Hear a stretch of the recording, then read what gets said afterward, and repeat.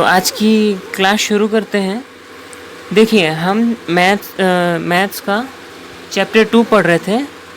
Chapter 2 की हम प्रश्नावली 2 का आज बनाएंगे हम क्वेश्चन नंबर 7। तो देखिए क्वेश्चन नंबर 7 क्या कहता है कि एक थैले में 50 पैसे और 25 पैसे के कुल 94 सिक्के हैं। एक थैले में 50 पैसे और 25 पैसे के कितने सिक्के हैं? 94 सिक्के हैं। यदि थैले में कुल कितने रुपए हैं? 29.75 रुपये हैं। तो बताइए कि थैले में 25 पैसे और 50 पैसे के सिक्के कितने हैं। अब हमको क्या बताना है? मूल्य वगैरह में नहीं जाना है, हमको क्या बतानी है? संख्या बतानी है। 25 पैसे के कितने सिक्के हैं और 50 पैसे के कितने सिक्के हैं। तो जैसे हम हल करते हैं सेम उसी तरीके से इसको हल करना शुरू करेंगे, ठीक है। तो देखिए हल करते हैं। सबसे पहले हमको क्या करना पड़ेगा? सिक्के मानने पड़ेंगे कि हमारे पास कितने सिक्के हैं। तो हम लिख लेते हैं माना कि 50 पैसों के सिक्के की संख्या कितनी है? के सिक्के की संख्या कितनी होगी? x है, ठीक है। उसी प्रकार 25 पैसे के सिक्कों की संख्या कितनी है मेरे पास में? y। कितनी है? y, ठीक है। क्या बोल रहा है? देखो थैले में कुल कितने सिक्के हैं? 94 सिक्के हैं। ध्यान दोगे, इसको लिखते हैं हम प्रश्नानुसार।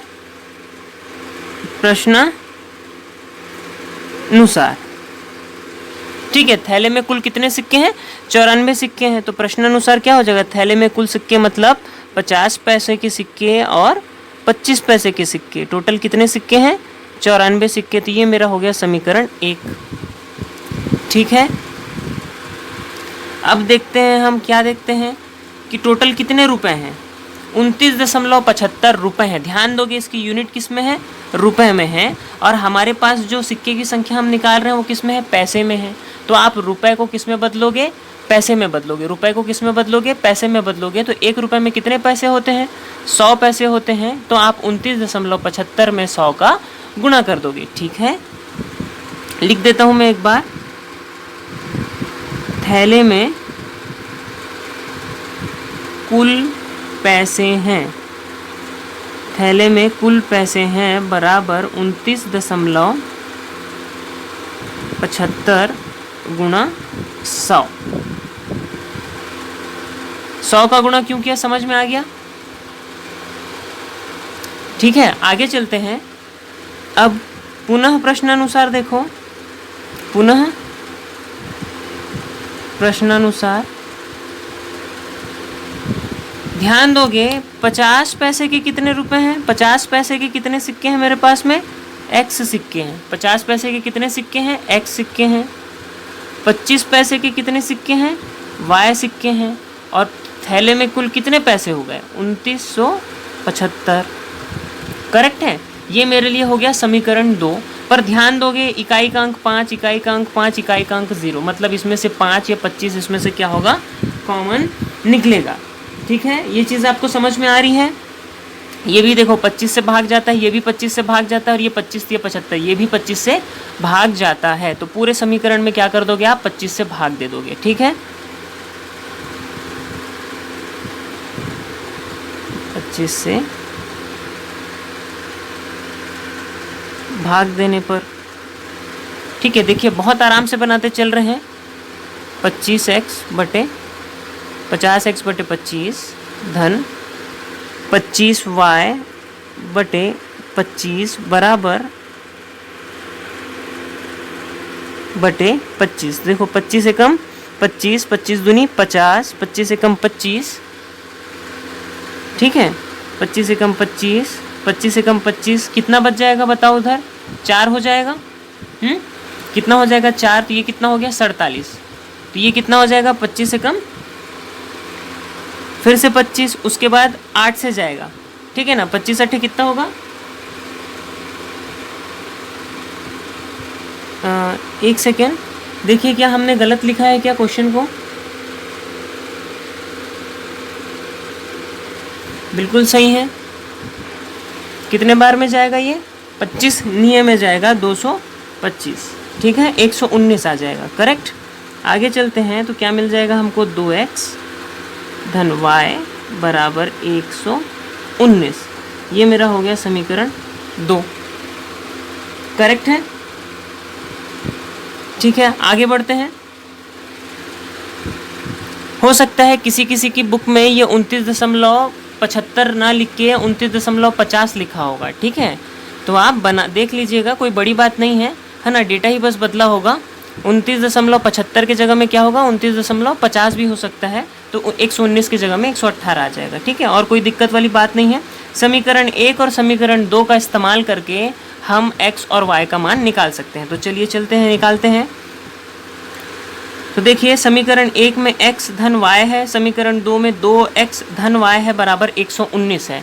y यहाँ पे भी है, y यहाँ पे भी है। अगर मैं समीकरण 1 से समीकरण 2 को मैं घटा दूँ, या समीकरण 2 से मैं समीकरण 1 को घटा दूँ, तो मेरे को उत्तर मिल जाएगा। तो मैं करता हूँ, देखो समीकरण 2 माइनस समीकरण 1, ठीक है। तो समीकरण 2 मेरा क्या है? देखो 2x धन y बराबर 119, ठीक है। समीकरण 1 मेरा क्या है? x धन y बराबर 94। क्या कर रहा हूँ मैं? घटा रहा हूँ, ऋण ऋण ऋण, ठीक है। y और y पूरा कट जाएगा, 2x में 1x जाएगा तो सिर्फ x बचेगा। 119 में 94 हम घटाएंगे तो बताओ कितना बच जाएगा?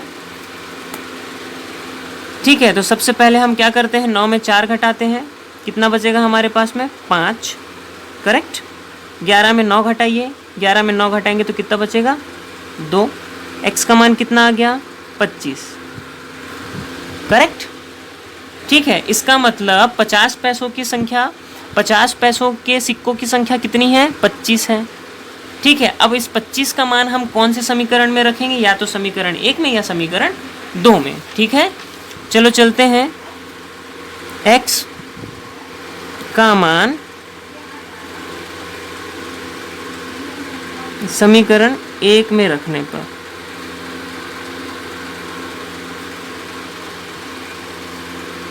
तो देखो हमारा समीकरण 1 क्या था? ये था 94, x प्लस वाई 94। x का मान हम निकाल चुके हैं, कितना? 25, y बराबर 94। तो देखो y का मान कितना आ जाएगा? 94 माइनस 25, 25 उधर पक्षांतर हो जाएगा। ध्यान दोगे 14 में 5 घटेगा तो 9 बचेगा, 8 में 2 जाएगा तो 6 बचेगा, y का मान आ जाएगा 69, करेक्ट है, ठीक है। तो इस तरीके से हमको 25 पैसों की संख्या भी मिल गई। हम लास्ट में लिख लेंगे, अतः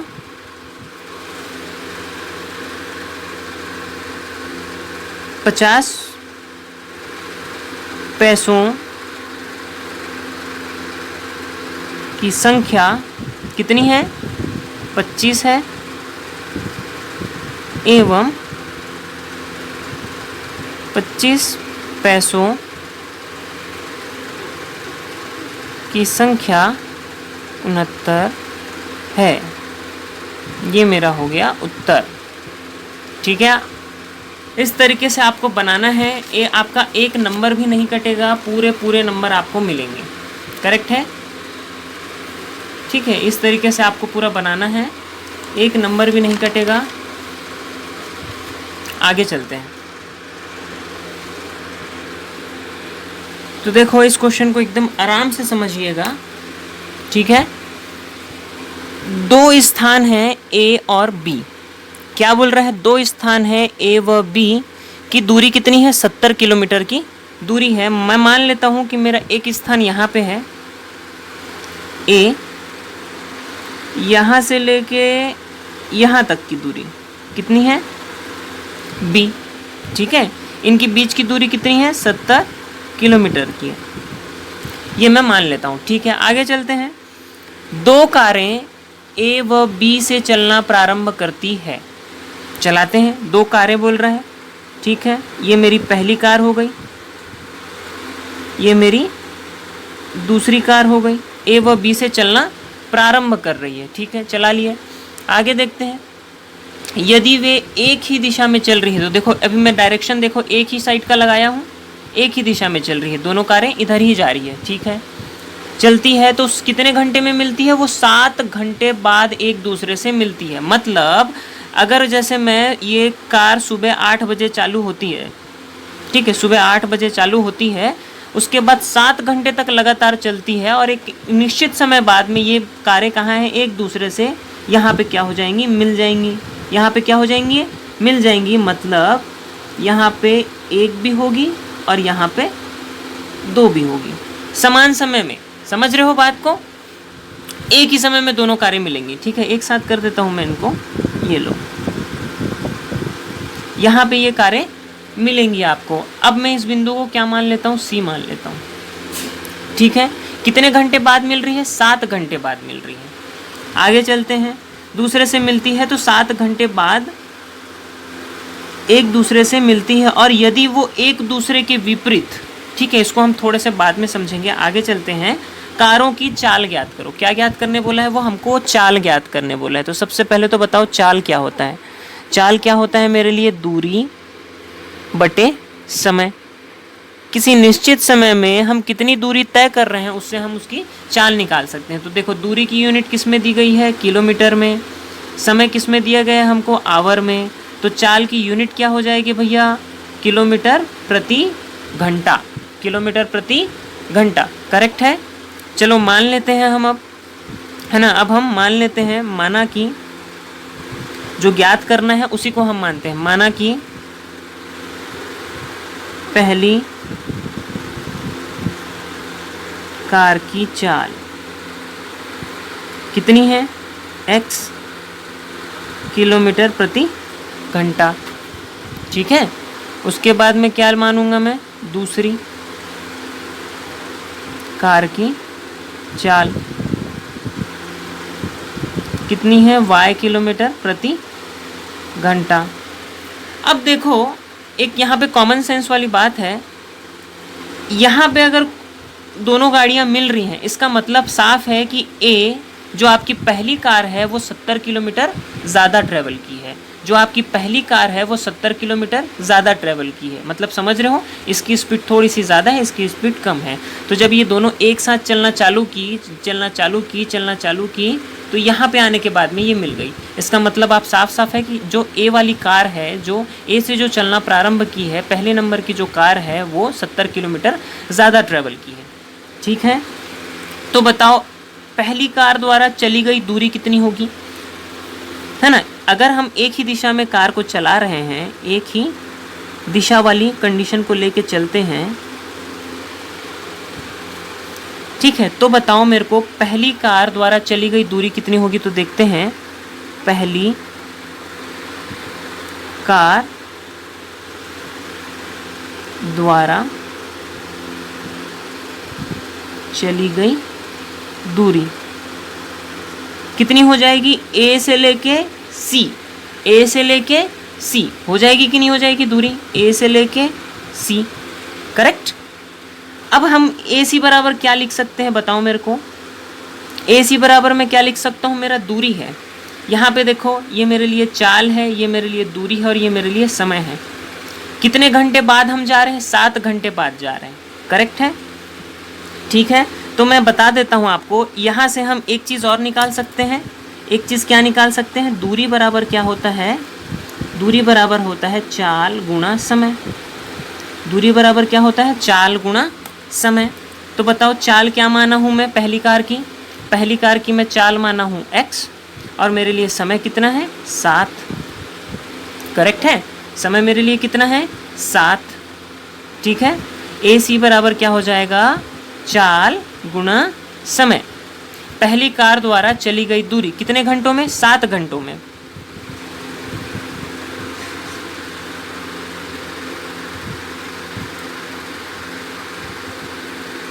सात घंटों में पहली कार द्वारा चली गई दूरी कितनी हो जाएगी, ए सी बराबर x गुणा 7, ठीक है। उसी प्रकार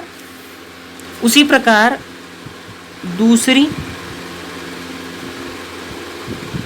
कार द्वारा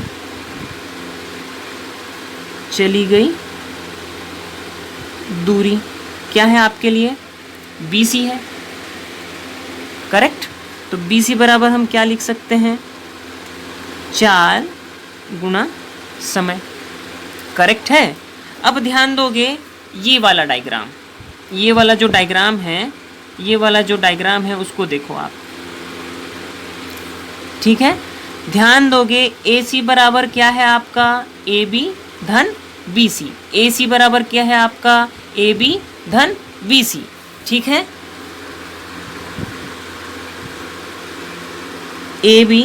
AC बराबर क्या है आपका, AB धन BC, दिख रहा है, ठीक है। AC का मान हमने निकाला है, क्या निकाला है, 7x। AB का मान कितना है मेरे पास में, 70 किलोमीटर। BC का मान कितना है मेरे पास में, देख लो सामने में ही है आपके, 7y, करेक्ट है। आप सबको क्या कर दो, इस पूरे समीकरण को 7 से भाग दे दो या 7 कॉमन निकाल के काट दो, जो आपको मन आता है वो आप कर सकते हैं, ठीक है। तो देखो मैं इधर पक्षांतर कर देता हूँ, 7x ऋण 7y बराबर 70 हो जाएगा,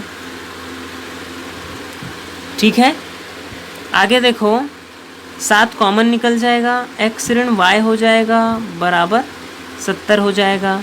तो हमको x ऋण y बराबर कितना मिलेगा, 70/7, 7 एकम 7, 7 एकम 7, x ऋण y बराबर 10 मिला कि नहीं। ये मेरे लिए हो गया समीकरण 1, ये मेरे लिए क्या हो गया, समीकरण 1, ठीक है। एक ही दिशा में जब हम चले तो हमको समीकरण 1 मिल गया। अब हम क्या करेंगे, जब कार एक दूसरे के विपरीत चल रही है, एक दूसरे के विपरीत चल रही है, तो देखो कैसे विपरीत चल रही है, A से B, A से B, ये मेरा A है, ये मेरे लिए B है, ठीक है। ये मेरे लिए A है, ये मेरे लिए B है। इसके बीच की दूरी कितनी है मेरे को बता दो, 70 किलोमीटर है, करेक्ट। ये कार यहाँ से निकली पहली वाली, ठीक है, दूसरी वाली कार यहाँ से निकली। अब ये दोनों निकल रही है ना, ये दोनों निकल गई और किसी एक बिंदु पर जाके कितने घंटे बाद मिलेगी, 1 घंटे बाद। 1 घंटे बाद ये कहीं पे जाके मिल गई, इस बिंदु को मैं क्या बोल दूंगा, C बोल दूंगा, करेक्ट है। 1 घंटे बाद कहाँ जाके मिल जाएगी, ये यहाँ पे। सेम उसी प्रकार से अब हम लिख सकते हैं कि नहीं लिख सकते हैं, पहली कार द्वारा चली गई दूरी कितनी है, पहली कार द्वारा 1 घंटे में ना, 1 घंटे में पहली कार द्वारा चली गई दूरी कितनी है बताओ मेरे को, AC है। AC बराबर क्या आ जाएगा, देखो A से लेके C कितना था, x × 1 होगा कि नहीं होगा, है ना, 4 गुना समय, 1 घंटा है इसलिए 1 ले रहे हैं सीधे सीधे, ठीक है। AC का मान आ गया x, ठीक है। इसी तरह है ना, दूसरी कार के लिए भी लिखोगे, दूसरी कार द्वारा चली गई दूरी कितनी है आपके पास में, B से लेके C, ठीक है। तो B से लेके C कितना आ जाएगा आपको, y गुना 1, 1 घंटे की तो कार चली है। आगे चलते हैं, है ना, अतः क्या हो जाता है, देखो अब यहाँ से देखो A से लेके B, AB बराबर, देखो A से लेके B, A से लेके B, A से लेके B बराबर क्या है, AC धन CB, दिख रहा है, A से लेके B, AC धन CB, AC धन C से लेके B। AB का मान कितना है आपका, 70 किलोमीटर, AC का मान कितना है, x, और CB का मान या BC का मान कितना है, y। तो हमको एक और समीकरण मिल गया, x धन y बराबर 70। ये मेरा हो गया समीकरण 2, ठीक है। तो देखो जैसे ही हमको समीकरण 1 और समीकरण 2 मिल जाता है तो x और y का मान निकालना बहुत आसान हो जाता है, ठीक है। अब मैं समीकरण 1 और समीकरण 2 को क्या कर दूंगा, मैं जोड़ दूंगा। चलिए समीकरण 1 प्लस समीकरण 2, ठीक है। जोड़ देता हूँ, देखो मैं x ऋण y बराबर कितना था 10, x धन y बराबर कितना था मेरे पास में 70। क्या कर रहा हूँ मैं, जोड़ा हूँ, ये कट जाएगा, x और x कितना आ जाएगा 2x बराबर 70 और 10 कितना हो जाएगा 80। x का मान कितना आ जाएगा 80/2, काटने पे कितना मिलेगा आपको 40, देखो 2 एकम 2, 2 चौक 8, ठीक है। x बराबर आ जाएगा 40 किलोमीटर प्रति घंटा, करेक्ट। समीकरण 1 से या समीकरण 2 से ले लो, समीकरण 1 से लेता हूँ मैं। समीकरण 1 मेरा क्या है, x ऋण y बराबर 10, x का मान मैं रख देता हूँ 40 ऋण y बराबर 10, y इधर पक्षांतर हो जाएगा, 10 इधर पक्षांतर हो जाएगा, तो y बराबर कितना आ जाएगा 40 ऋण 10। इसी तरह हमको y का मान मिल गया 30 किलोमीटर प्रति घंटा, ठीक है। तो देखो कितनी आसानी से हमने पहली कार और दूसरी कार की चाल ज्ञात कर ली, ठीक है। उम्मीद करता हूँ कि आपको अच्छे से समझ आ गया होगा, है ना। आप लिख लोगे यहाँ पे अतः करके लिख लोगे, पहली कार की चाल कितनी है 40 किलोमीटर, दूसरी कार की चाल कितनी है 30 किलोमीटर, ठीक। चलिए देखो क्वेश्चन नंबर 13 को हम समझते हैं, ठीक है। पूरा तो हल नहीं करते अभी यहाँ पे, आप इसको खुद से बना के देखिएगा। मैं एक आपको रफ में आपको इसका आइडिया दे देता हूँ कि आपको कैसे बनाना है करके। तो क्वेश्चन में देखिए, एक विद्यालय के 2 कमरे हैं। कौन कौन से कमरे हैं, एक कमरा A है, दूसरा कमरा B है, ठीक है। 2 कमरे हैं आपके पास में A और B। तो क्या बोल रहा है कि जब A से 10 विद्यार्थी B में भेज दिए जाते हैं, तो सबसे पहली बात तो हम मानेंगे कि A में विद्यार्थियों की संख्या x है, B में विद्यार्थियों की संख्या y है, ठीक है। अब पहली शर्त में क्या बोल रहा है वो, है ना, पहली शर्त में क्या बोल रहा है कि x से 10 विद्यार्थी भेज दिए, मतलब 10 कम कर दिए हमने, 10 क्या कर दिए, कम कर दिए। कहाँ भेजे हैं, B में भेजे हैं, मतलब यहाँ जो 10 कम होगा वही यहाँ 10 बढ़ जाएगा, समझ रहे हो। ये जो 10 यहाँ से 10 विद्यार्थी निकाल के दूसरी कक्षा में भेजे हैं, ठीक है। ये चीज़ हो रही है पहली शर्त में। तब क्या हो रहा है, प्रश्नानुसार हम देखते हैं क्या हो रहा है। देखो क्या हो रहा है, A से 10 विद्यार्थी भेज दिए जाते हैं तो दोनों कमरों में विद्यार्थियों की संख्या समान हो जाती। इसका मतलब ये दोनों कैसे हैं, बराबर हैं। ये दोनों कैसे हैं, बराबर हैं। यहाँ से आपको एक समीकरण मिलेगा, ठीक है, एक समीकरण मिलेगा। अब दूसरी शर्त देखते हैं।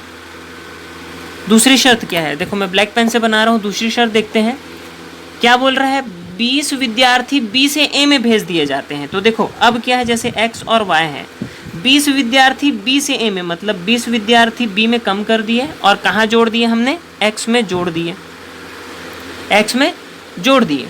तब क्या हो रहा है, तब क्या हो रहा है, A के विद्यार्थियों की संख्या B से दुगनी हो गई। A के विद्यार्थियों की संख्या B से दुगनी हो गई। तो देखो x प्लस 20, A के विद्यार्थियों की संख्या किससे दुगनी हो गई, B से दुगनी हो गई, ठीक है। यहाँ से आपको मिलेगा दूसरा समीकरण, यहाँ से आपको पहला समीकरण, यहाँ से आपको दूसरा समीकरण। आप x और y का मान निकाल लोगे दोनों समीकरण से, ठीक है। चलिए देखिए, ये हमारी प्रश्नावली का लास्ट क्वेश्चन है ना। क्या लिखा है, जब किसी आयत की लंबाई 5 इकाई कम कर दी जाती है तथा चौड़ाई 2 इकाई की वृद्धि कर दी जाती है तो उसका क्षेत्रफल कितना हो जाता है, 80। क्षेत्रफल 80 वर्ग इकाई कम हो जाता है। ध्यान दोगे, 80 वर्ग इकाई क्या हो जाता है, कम हो जाता है। जब उसकी लंबाई में 10 इकाई की वृद्धि हो जाती है ना, और चौड़ाई में 5 इकाई की कमी हो जाती है तो आयत का क्षेत्रफल कितना हो जाता है, 50 वर्ग इकाई बढ़ जाता है। आयत की लंबाई और क्षेत्रफल ज्ञात करो। तो सभी जानते हो कि आयत का क्षेत्रफल क्या होता है, मेरे को बताओ। किसी भी आयत का क्षेत्रफल क्या होता है, ये मेरे लिए अगर लंबाई है, ये मेरे लिए अगर लंबाई है, ये मेरे लिए क्या हो जाएगी, चौड़ाई हो जाएगी कि नहीं, मेरे लिए क्या हो जाएगी, चौड़ाई। तो आयत का क्षेत्रफल क्या होता है, लंबाई गुणा चौड़ाई। अब अगर मैं लंबाई को x मान रहा हूँ और चौड़ाई को मैं y मान रहा हूँ तो मेरा क्षेत्रफल कितना हो जाएगा, x गुणा y, ठीक है। अब देखो पहली शर्त में क्या बोलता है वो, पहली शर्त में क्या बोलता है, ध्यान से देखो। पहली शर्त में देखो क्या बोल रहा है, लंबाई में 5 की कमी और चौड़ाई में 2 की वृद्धि।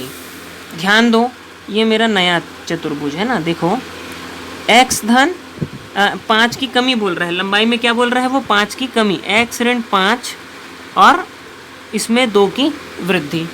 ठीक है, देखो x ऋण 5 और y धन 2।